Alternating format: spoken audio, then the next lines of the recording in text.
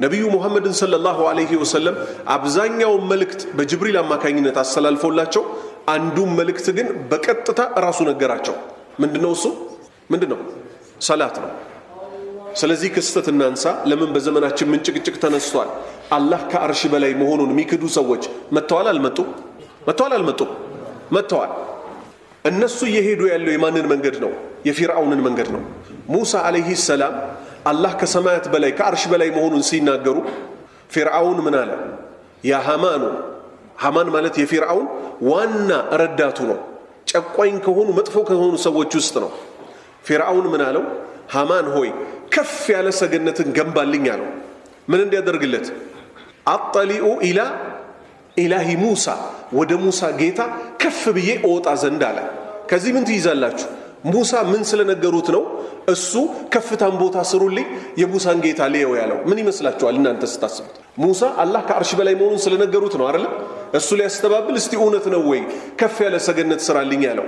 ወደ ሰላታችን ስንመለስ ነብዩ ሰለላሁ ዐለይሂ ወሰለም መካ በተኙበት ለይለተል ኢስራ ወልሚዕራጅ በተባለው ገና የተኙበት ፍራሽ፣ አንድ ሰው እንቅልፉን ተኝቶ ፍራሽ ላይ ተነስቶ ለሽንት ሲመለስ ራሱ ፍራሹ ይቀዘቅዝ የለ ንፋስ ስለሚገባው፣ የተኙበት ፍራሽ ሳይቀዘቅዝ ከመካ ወደ ቤተል መቅዲስ ተወሰዱ። ከቤተል መቅዲስ ጅብሪል ይዟቸው አረገ። ስለዚህ ክስተት ነው እንግዲህ አሁን ምነግራችሁ። አላህ በቀጥታ እሳቸውን ስላወራበት ክስተት ምን አሉ? ከቤቴ ከመካ ወደ ቤተል መቅዲስ ተወሰድኩኝ። በቡራቅ ማለት ነው። 2 ወር ነው የሚፈጀው ከመካ ቤተል መቅዲስ። ከዛ ከቤተል መቅዲስ ምን ተደረጉ? ጅብሪል ይዟቸው ወደ መጀመሪያው ሰማይ አረጋ አሉ። የመጀመሪያው ሰማይ ላይ ስንደርስ የመጀመሪያው ሰማይ ጠባቂ እንዲህ አለኝ አሉ። ምን አላቸው? ማነህ አንተ ሲል ጅብሪልን ጠየቀው። የመጀመሪያው ሰማይ ጠባቂ ምን አለ? ጅብሪል ነኝ አላቸው። ማመጣላችሁ ነገር ስላለ ነው እዚህ ጋር ማብራራው በደንብ። ጅብሪል ነኝ ሲል ማን አብሮህ አለ ተብዬ ተጠየቅኳል። ሙሐመድ አብሮኛል አለ። ተጠርቷል ወይ ተባለ። አዎ ተጠርቷል። የመጀመሪያው ሰማይ ተከፈተልን አሉ። ጅብሪል የመላእክቶች አለቃ፣ ነብዩ ሙሐመድ ሰለላሁ ዐለይሂ ወሰለም የሰው ልጆች ሁሉ አለቃ፣ ሰማይ ቤት በፍቃድ እንጂ ዘለው መግባት አልቻሉም። ልብ በል፣ አንድ በል። እቺኑ ጥያቄ 7ቱንም ሰማይ ተጠየቅናት አሉ። 7ቱ ሰማይ ተከፍቶልን ገባን አሉ። ከዛ ሲድረተል ሙንተሃ ጋር ስደርስ የመጨረሻዊቱ የቁርቁራ ዛፍ ላይ ስደርስ ጅብሪል አለይሂ ሰላም እዛ ጋር ተወኝ፣ እኔ ሄድኩኝ አሉ። ጌታዬ በ50 ሰላት አዘዘኝ አሉ። ምንድነው ያሉት? አሁን ያልኳችሁ ምን አልኩ? 50 ሰላት አይደለም ያልኳችሁ። ለምን ትቆርጣላችሁ? ጌታዬ በ50 ሰላት አዘዘኝ። የት ያገኙት ጌታቸው? 7 ሰማይ አልፎ ያለው ምንድነው? ውሃው አለ። ከውሃው በላይ ምኑ አለ? ያላህ አርሽ አለ። ከአርሹ በላይ ማን አለ? አርራህማን አለ። ሂጃቡሁ ኑር፣ የሱ ሂጃብ እኮ ምንድነው? ኑር ነው። በኑር ተሸፍኖ አወራቸው። ጌታዬ በ50 ሰላት አዘዘኝ አሉ።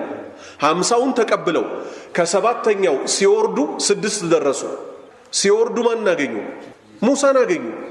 ጌታ አሁን ምን አልኩኝ? ምን አልኩ? አሁን ጌታ በምን አዘዘህ አለኝ ሙሳ አሉ። 6ኛው ሰማይ ላይ ያለው በ50 ሰላት አዘዘኝ ስለው አሉ ተመለስ ወደ ጌታ። ስለዚህ ጌታችን የት ነው ያለው? ከ7 ሰማይ በላይ፣ ከውሃው በላይ፣ ከአርሺው በላይ ጌታችን አርራህማን አለ። ለዚህ ደግሞ ማለት ነው ስምህን እንደማትጠራጠረው እቺን ያልካትን እስትንፋስ እንደማትጠራጠረው ጌታ ከ7 ሰማይ በላይ መሆኑ ልትጠራጠር አይገባህም። ይሄን ካስተባበልክ ከሃዲ ነህ። እጅህ የምታነሳው ወደ ማን ነው? ወደ አላህ ነው። የአላህ መልእክተኛ ሰለዋቱ ረቢ ዐለይሂ ወሰላሙ ምን አሉ?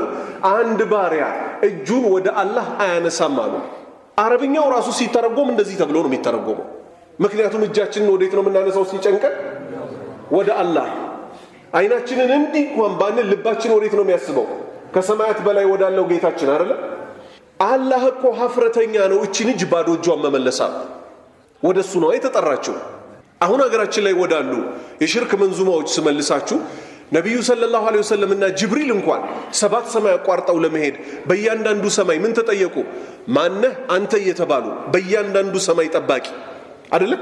እኔ ጅብሪል ነኝ ሲል ማን አብሮሃል ሲል ሙሐመድ አብሮኛል ሲል ሰለዋቱ ረቢ ዐለይሂ ወሰላሙ ተጠርቷል ወይ ሲባል አዎ ተጠርቷል ሲባል እየተከፈተልን ሄድን ነው አይደል ያሉት። አገራችን ላይ ክህደት ላይ የወደቁ ሰዎች፣ ሰውን ወደ ሽርክ የሚጣሩ ሰዎች ምን ይላሉ? ሰይድ ቡሽራ ገታ ቀምጣላው ገበር ከልካይ የለበትም ሲዘልቅ እልፍኝ በር ጨዋታው ነበረ ቀዷ ቀደር ጋር ይላሉ። ይሄንን ነው እንዋጋ ምንለውኛ። በአደባባይ ሃይማኖታችን ሲዘረፍ እያየን ዝም ልንል አይገባም።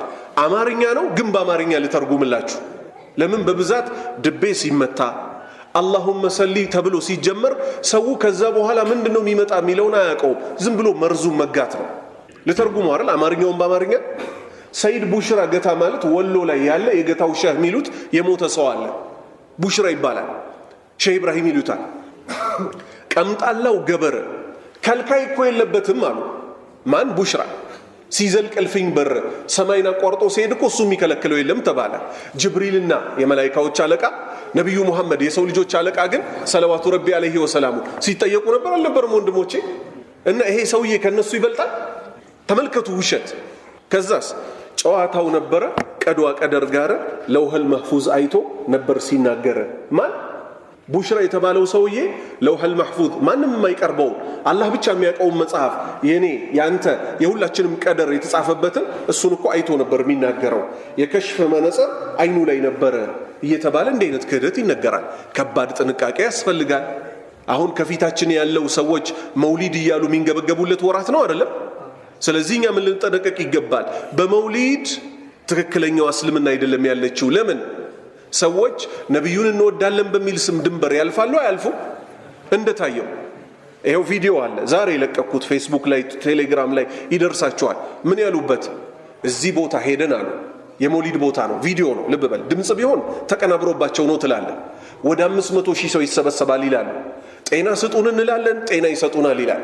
ሀያት ስጡን እንላለን፣ ሀያት እናገኛለን ይላል። አላህን እንዳይመስል የሞቱትን ሰውዬ እኮ ነው። ስለዚህ እንተብህ ኢባደላህ፣ በሽርክ ቀልድ የለም። በሽርክ